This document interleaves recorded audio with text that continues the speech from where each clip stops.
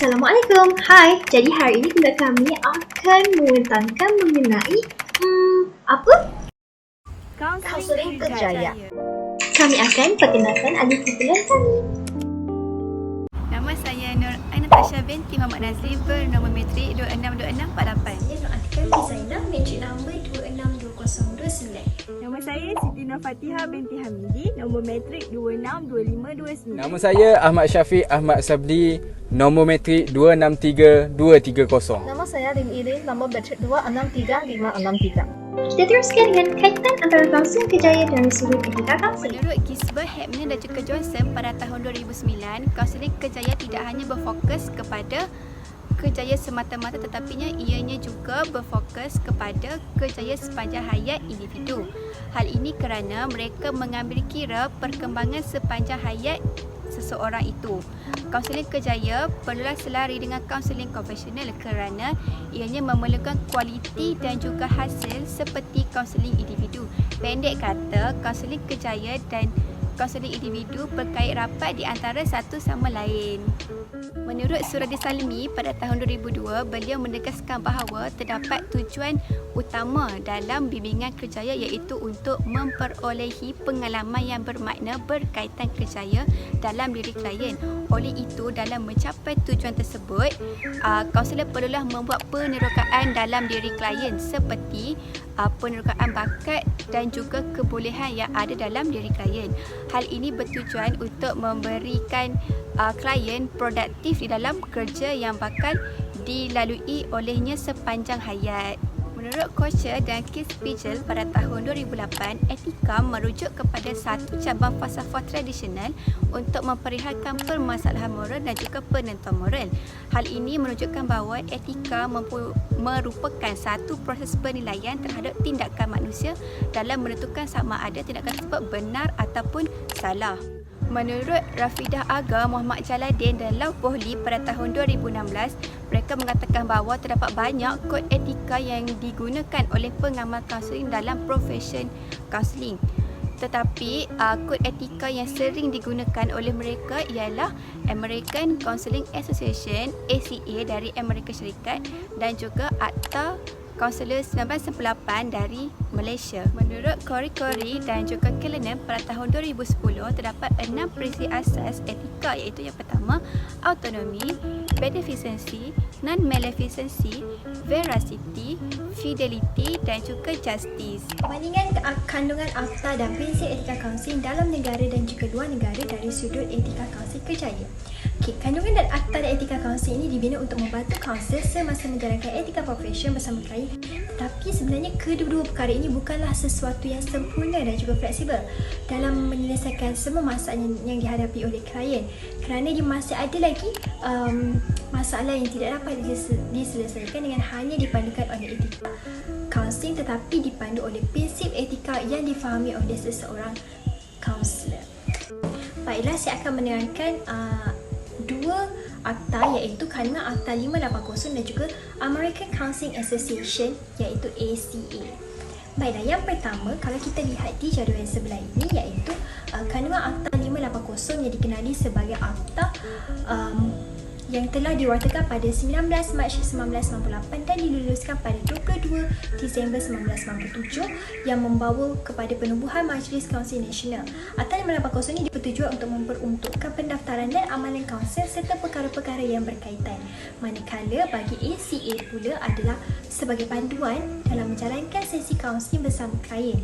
ACA ini merupakan satu badan organisasi pendidikan saintifik dan mempunyai anggota profesional yang berkhidmat sebagai salah satu penghubung profesional yang memperkasa pelbagai individu kelompok untuk mencapai kesihatan mental, pendidikan serta pemilihan kerjaya. Jadual sebelah ini yang menyatakan persamaan dan juga perbezaan bagi Akta 580 dan juga ACA. Okey, bagi persamaan Akta 580 dan juga Akta ACA dari segi akta kerahsiaan, dalam Akta 580 iaitu Seksyen 40 telah dinyatakan tata tertib yang akan dikenakan oleh kaunselor berdaftar jika berlaku kesalahan seperti fraud, dan ketidakjujuran. Manakala dalam Akta ACA iaitu Seksyen B yang telah menyatakan bahawa kaunselor berdaftar perlu memberi informasi yang terkini dan benar kepada klien. Jadi sebagai seorang kaunselor, mereka perlulah sentiasa mengemaskini maklumat supaya dapat memberi maklumat yang benar dan tepat kepada klien. Selain itu, kaunselor juga perlu menyimpan rahsia sepanjang sesi kaunseling berlangsung kerana ianya adalah dikaitkan dengan sikap kredibiliti dan juga amanah kaunselor untuk menyimpan rahsia klien. Persamaan yang kedua pula bagi Akta 580 dan juga ACA iaitu dari segi perkara latihan dan pendidikan. Dalam Akta 580 iaitu pada Seksyen 28 yang telah dinyatakan bahawa kaunselor perlulah mempengakui amalan 2 tahun selama 2 tahun. Hal ini bagi mengelakkan daripada berdepan dengan kaunselor yang tidak dilatih secara profesional untuk menjalankan sesi kaunseling bersama klien. Manakala bagi Akta ACA pula dalam Seksyen F dinyatakan bahawa kaunselor perlulah berpegang teguh dengan segala etika baik dari segi kepelbagaian budaya, kebajikan klien dan sebagainya yang telah dilatih sewaktu dalam tempoh praktikal supaya amalan menghormati klien dapat dikekalkan. Baiklah, saya akan teruskan dengan perbandingan antara Akta 580 dan juga ACA. Okey, Akta 580 ini mempunyai 8 seksyen di mana merupakan akta yang digunakan oleh kaunselor berdaftar Malaysia yang digunakan dalam profession mereka. Manakala bagi kaunselor berdaftar di luar negara pula, mereka ini lebih mematuhi akta yang telah ditetapkan oleh ACA iaitu American Counseling Association yang mempunyai 9 seksyen. Akta ini yang mempunyai satu panduan yang dapat membantu kaunselor berdaftar untuk meningkatkan kecekapan dan pengetahuan mereka untuk mengendalikan klien dan juga sesi kaunseling tersebut. Sekali, Akta 580 ini dia lebih tertumpu kepada sikap profesional kaunselor dalam mengendalikan sesi kaunseling. Sebagai seorang kaunselor yang jujur dan cekap, terdapat perbezaan dari segi social helping, iaitu disiplin kaunseling mempunyai kaedah-kaedah tersendiri berbanding social helping yang hanya memerlukan keupayaan berkomunikasi dengan baik dan penuh simpati. Manakala bagi Akta ACA pula dia tertumpu kepada cara kaunselor itu menyelesaikan masalah etika semasa proses penaklukan beretika yang merangkumi pertimbangan nilai profesional prinsip etika dan juga standard etika dengan penilaian dan tafsiran untuk klien. Hal ini adalah untuk memastikan kesinambungan proses kaunseling dan ia dapat mencapai objektif proses kaunseling. Persamaan prinsip etika kaunselor di dalam negara dan luar negara adalah non-beneficent, beneficent, justice dan fidelity. Hal ini dikatakan satu panduan atau piawai standard sebagai maklumat penting kepada tingkah laku kaunselor dan klien semasa sesi dijalankan. Perbezaan di antara prinsip etika kaunselor di dalam negara dan luar negara iaitu prinsip autonomi di dalam negara, manakala di luar negara pula adalah respect for people right and duty. Tetapi maksud mereka adalah sama, iaitu hak kebebasan klien di mana klien itu sendiri berhak untuk membuat keputusan mereka dengan sendiri. Yang kedua pula adalah perbezaan di antara veracity dan integrity, iaitu kejujuran dan keberanian, di mana sebagai seorang kaunselor yang profesional perlulah bersifat jujur dan benar kepada klien bagi meningkatkan kepercayaan di antara mereka. Prinsip ini adalah panduan kepada kaunselor bagi menjalankan sesi kaunseling. Sebagai kaunselor berdaftar haruslah mematuhi prinsip yang telah dinyatakan supaya sesi yang dijalankan berkaitan bidang kerjaya dapat diselia dengan baik. Hal ini kerana untuk menyelesaikan sesi kaunseling, kaunselor perlulah berpandukan kepada sistem, peraturan, panduan atau prosedur yang akan dijalankan nanti. Macam mana pula dengan kesnya? Saya akan kongsikan berkaitan dengan kajian kes yang terdapat di dalam negara kita iaitu Malaysia dan kes melibatkan luar negara. Kes yang melibatkan dalam negara ni melibatkan seorang pegawai keselamatan yang bekerja di sebuah kilang. Pada permulaan pegawai keselamatan ni menunjukkanlah perilaku yang baik, buat kerja dengan mengikut dedikasi lah. Namun pada suatu hari majikan telah memecat atau memberhentikan dia daripada kerja ni. Alasan yang diberi oleh majikan kerana pegawai keselamatan itu mempunyai rekod yang lampau. Sebab pegawai keselamatan itu mempunyai rekod berkaitan dengan jenayah.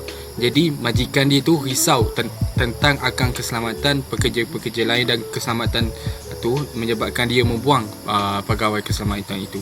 Jadi pegawai keselamatan itu telah hilang sumber pendapatan ataupun hilang pekerjaan, maka pegawai tersebut telah jumpa pada kaunselor dan melakukan satu ujian psikologi melibatkan minat kerjaya, dan kaunselor itu telah bantulah kepada pegawai itu untuk mencari bidang minat kerjaya yang apakah yang sesuai dengan pegawai keselamatan itu. Untuk kes luar negara, dia melibatkan seorang klien. Klien ni mempunyai masalah berkaitan dengan dia terlibat dalam LGBT di peringkat sekolah lagi, dan dia ni seorang LGBT, family dia juga adalah dapat tahulah bahawa dia ni LGBT. Jadi untuk mengatasi masalah itu, family-nya telah bawa klien ni kepada pusat pemulihan lah, supaya masa depan klien tu lebih cerah.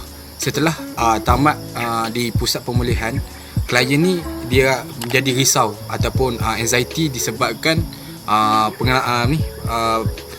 pengalaman lama, iaitu kisah lamanya dia sebagai seorang LGBT. Jadi dia telah jumpa kepada seorang kaunselor untuk mengatasi masalah inilah.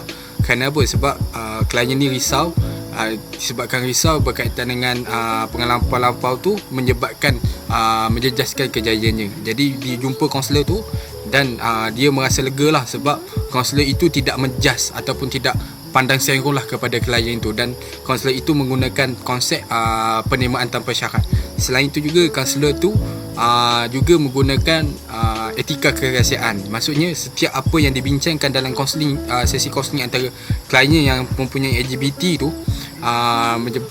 LGBT dengan klien itu, kaunselor itu menggunakan etika keselamatan, etika kerahsiaan. Jadi membuatkan klien tu rasa tenang lah, kiranya klien tu pun jadi respect kepada kaunselor tu sebab mengamalkan etika kerahsiaan. Jadi, cara penyelesaian macam mana? Sekarang saya akan kongsikan cara bagi penyelesaian kes counseling kerjaya di dalam negara dan juga di luar negara. Untuk kes counseling di dalam negara, isu yang berkenaan ialah isu pemilihan kerjaya setelah klien itu dibuang kerja. Kod etika yang kita dapat berkaitan ialah under American Counseling Association Section A, the Counseling Relationship A.12, Abandonment and Client Neglect, iaitu berkaitan dengan prinsipal manifestasi. Kaunselor perlu bertindak menjaga kebajikan dan kesejahteraan klien. Jadi dalam kes ini, kaunselor boleh memberikan minat kerjaya, inventory minat kerjaya kepada klien untuk melihat bahawa apakah kekuatan atau kelemahan terdapat dalam diri sendiri semasa untuk menerima atau menghadapi sesuatu pekerjaan. Manakala untuk kes kedua, iaitu kes di luar negara, isu yang berkenaan ialah isu pemilihan, isu unfinished business, urusan tidak selesai tentang berkaitan dengan golongan LGBT semasa mereka membidik kerjaya tersebut. Jadi kod etika yang berkaitan adalah juga under American Counseling Association Section B, the confidentiality and privacy, B.1.C, respectful confidentiality. Jadi prinsipal yang kita berkaitan adalah prinsipal fidelity, iaitu kaunselor perlu bertindak menjaga maklumat dan juga privasi klien walaupun sesi kaunseling itu sudah tamat. Jadi untuk menjaga keselamatan dan juga manual klien, dalam kes ini kaunselor boleh memberitahu klien bahawa dia akan menyimpan rekod maklumat sesi kaunseling dengan baik-baik supaya tidak akan dipengetahui oleh pihak ketiga. Jadi secara tidak langsung klien akan meningkatkan keyakinan kepada klien dan juga kepada kaunselor dan juga diri sendiri, kerana mereka mempercayai profesional yang telah ditunjukkan oleh kaunselor, iaitu maklumat dan juga privasi semasa menjalankan sesi kaunseling itu tidak akan dibocorkan oleh pihak ketiga. Alah, dah kesimpulan dah tu. Kesimpulannya, kaunselor pelatih dan kaunselor berdaftar perlulah termaktub akan Akta 580 dan Akta ACA untuk menjadikan profesion kaunseling sebagai profesion yang tulus dan cekap. Selain itu juga, kaunselor perlulah mahir akan akta tersebut untuk lagi meningkatkan tahap profesional mereka dan mempunyai pengalaman yang pelbagai. Malah, dari sudut kerjaya, kaunselor perlulah melihat daripada perspektif yang luas kepada setiap klien yang datang berjumpa dengan mereka, kerana mereka mempunyai pelbagai masalah yang berbeza. Jelaslah bahawa pentingnya etika kaunselor yang selaras dengan kaunseling kerjaya dan perlulah mengambil berat dalam mana-mana sesi yang akan dijalankan nanti. Terima kasih daripada kami mengenai kaunseling kerjaya. Terima kasih.